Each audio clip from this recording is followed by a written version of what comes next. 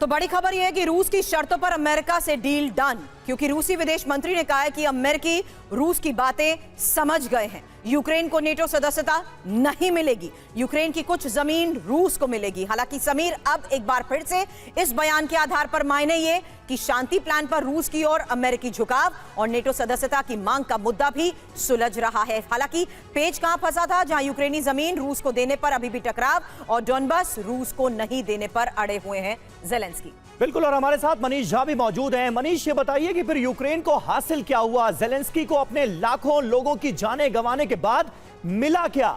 NATO सदस्यता तो न मिलनी थी, न मिल रही है, बल्कि यूक्रेन के कब्जे में जो जमीन थी अब उसका एक हिस्सा रूस के पास जाता हुआ नजर आ रहा है। बिल्कुल, देखिए, यूक्रेन को तो शायद कुछ हासिल नहीं हो पाया, लेकिन जेलेंस्की और उनके साथियों को बहुत कुछ हासिल होता हुआ दिख रहा है। बीते 4 साल में जेलेंस्की का कद एक वर्ल्ड लीडर के तौर पर बना था और जो प्रोजेक्ट करने की कोशिश हुई, जेलेंस्की के साथियों के ऊपर लग रहे करप्शन के केसेस से तो लग रहे हैं कि मिलियंस में नहीं बल्कि बिलियंस में कमाई हुई है जेलेंस्की और उनके लोगों की। तो युद्ध खत्म होने के बाद यूक्रेन के लोगों की चाहे जो हालत हो, लेकिन जेलेंस्की दुनिया के टॉप रिचेस्ट लोगों में से जरूर शामिल किए जाएंगे।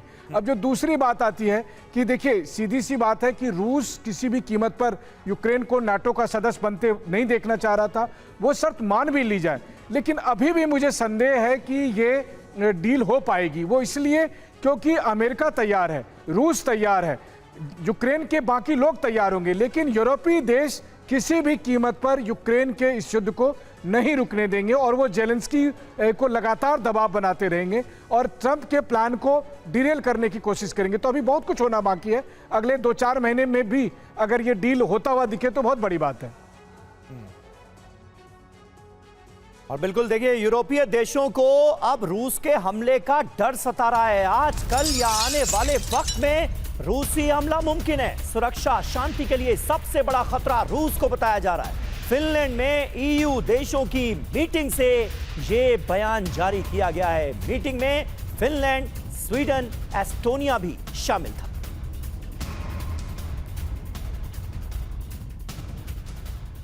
तो ईयू देशों को खतरा, रूस करेगा हमला, क्योंकि खबर क्या है, फिनलैंड में 8 ईयू देशों की बैठक को लेकर खबर है।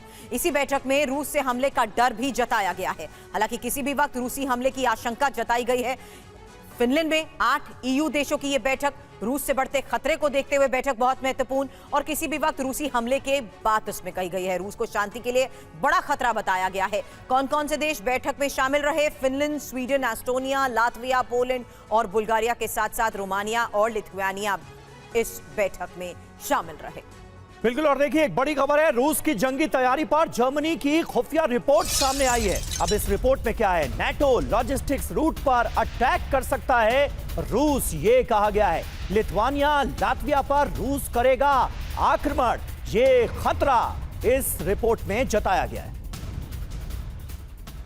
हालांकि मलिक सर, लगातार बढ़ते खतरे के बीच आज ये साफ हो चुका है कि किस तरीके से ईयू भी अब एकजुट होते हुए बड़े स्तर पर बैठक में इस बात पर चर्चा कर रहा है कि कौन कौन से वो एरियाज हैं जो सबसे ज्यादा वनरेबल है, क्योंकि बॉर्डर एरियाज को देखते हुए जिस तरीके से खतरा अभी तक बढ़ा है, रूस की बड़ी तैयारी के बाद अब ये मीटिंग हो रही है।